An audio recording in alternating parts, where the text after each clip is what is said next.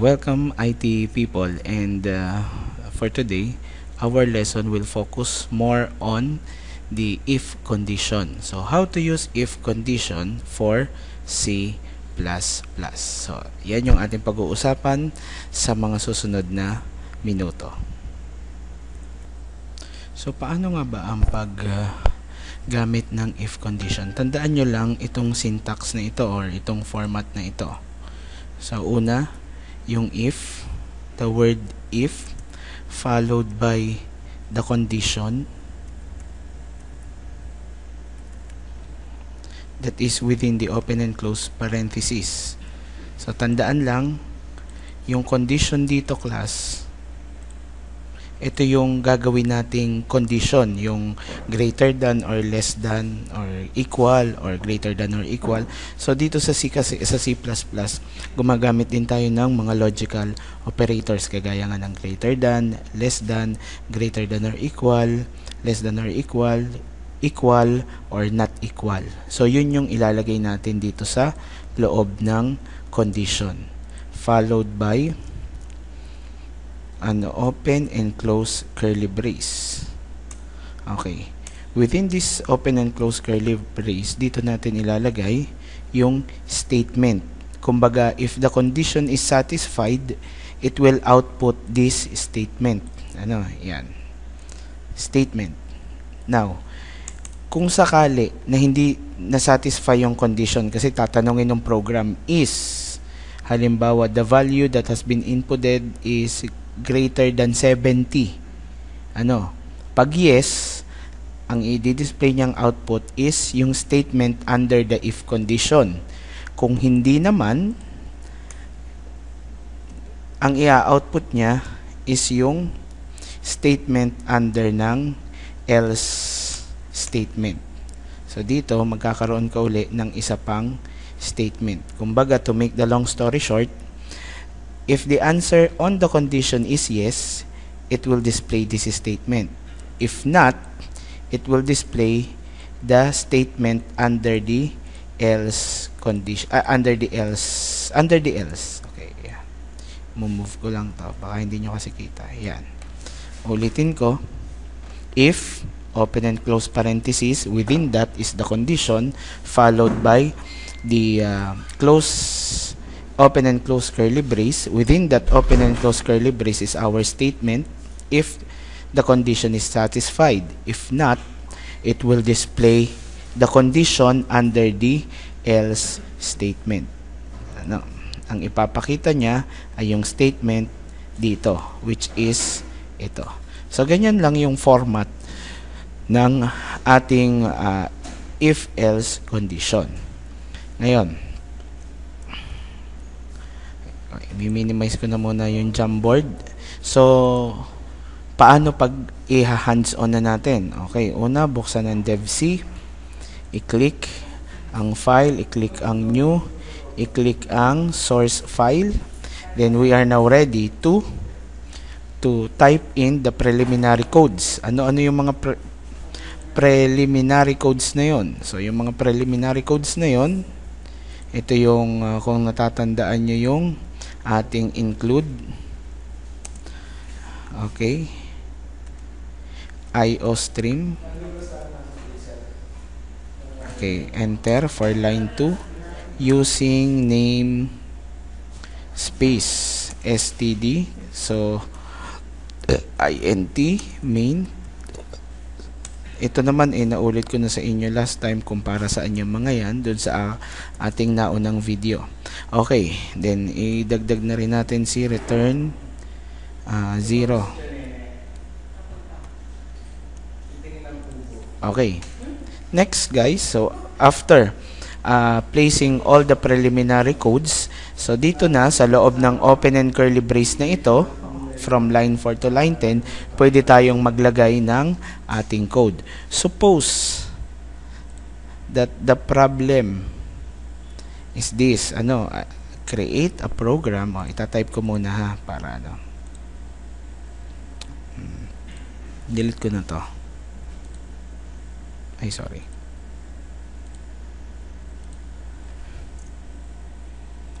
Create a program that will accept your age.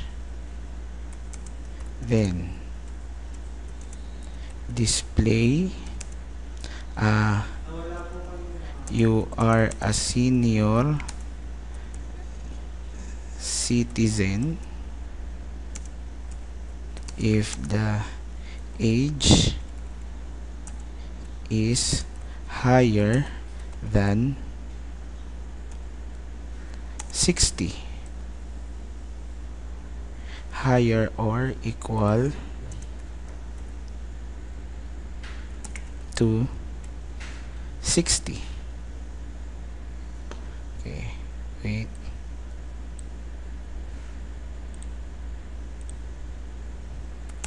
Otherwise, it will display you are still young. Okay. Suppose guys that this is the problem. No. I want you to create a program that will accept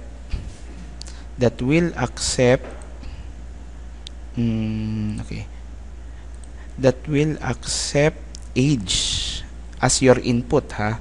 Then display you are, tandaan, display you are a senior citizen if the age is higher or equal to 60. Otherwise, it will display you are still young.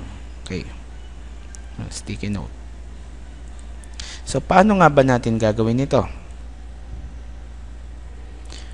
Okay. So, as I have said, ito yung ating problem. So, if we were going to analyze yung IPO natin nung ating prelim, nung ating previous lesson, IPO, input, process, and output. So, using this problem, ano nga ba yung ating makukuhang IPO sa problem na ito? Okay.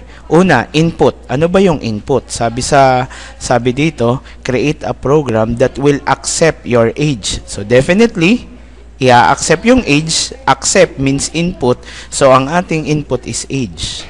Ano? Pangalawa, ano ang ating process? So, process, gagamit tayo ng if-else condition.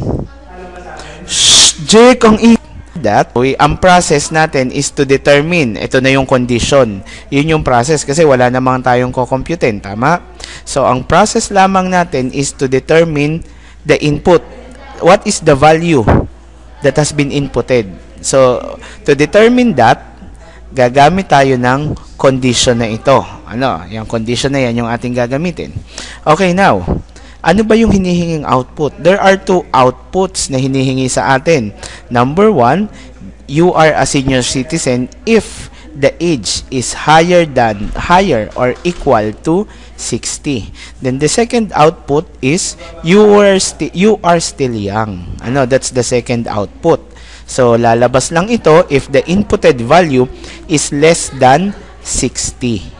Pag greater than or equal to 60, ang lalabas, you are a senior citizen. If it is not greater than 60 or not equal to 60, ang i-output niya is you are still young. So, paano natin gagawin yon? Using this if-else condition. So, as I have said, so to start, we will open first the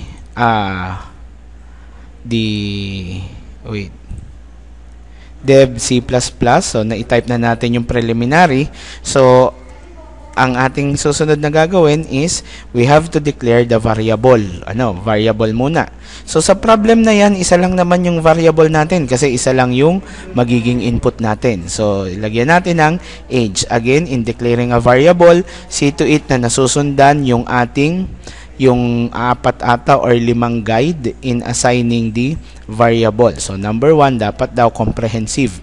So, ako, ang input ay age. Ang ginamit kong variable is age. Okay, next. After nito is yung ating cout for display. Oops, ayaw mag-type. Sorry. Cout.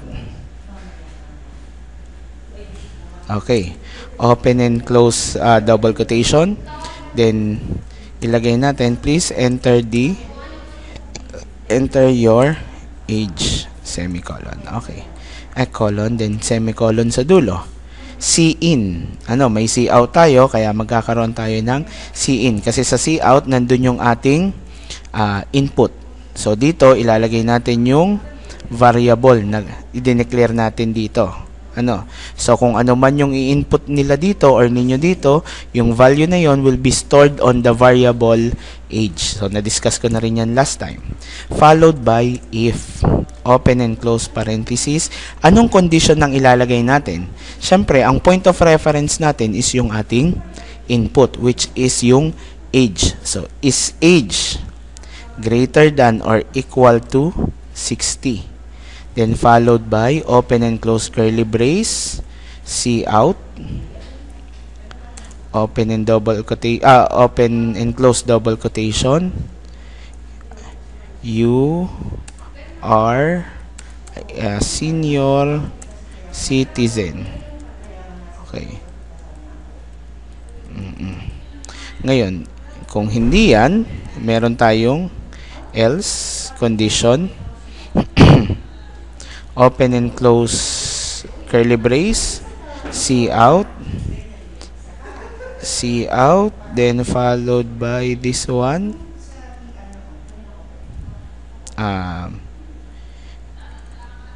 you are still young. Okay, you're still young.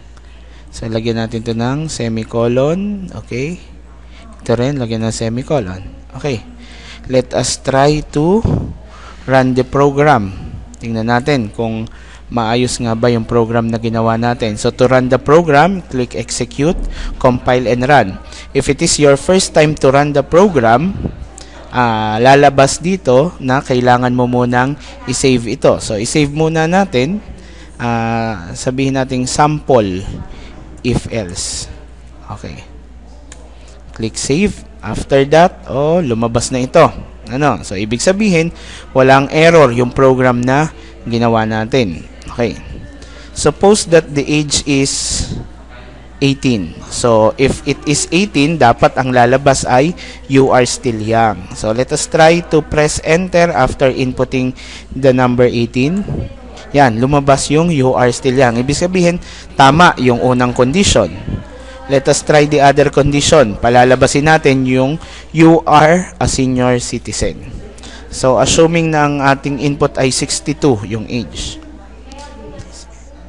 Ay, but your year, sorry. Yan, you are a senior citizen. So, you are a senior citizen. So, ibig sabihin, tama yung program na ginawa natin. Bakit ganun? Compile muna, then run.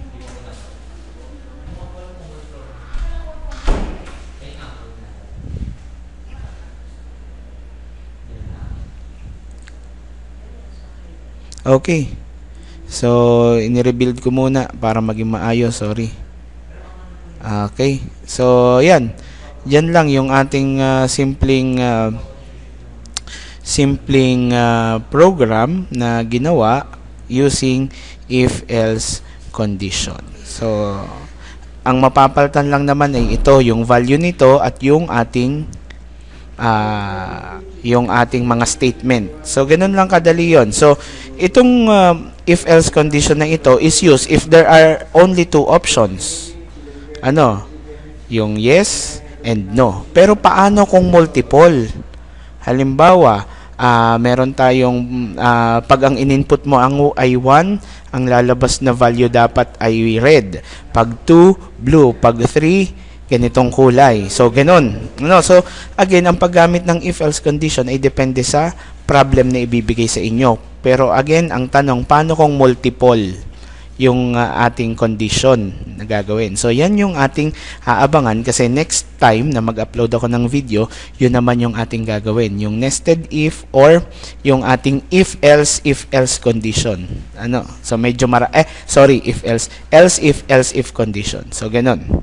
So multiple yung mga condition na gagawin natin. Yan yung ating pag-uusapan or i-discuss or ibibigay ko sa inyo sa susunod na mag-upload ako ng video. So for now, hanggang dito na lang muna, and I want you guys to keep safe, stay at home, and God bless and enjoy the rest of your day. Bye-bye.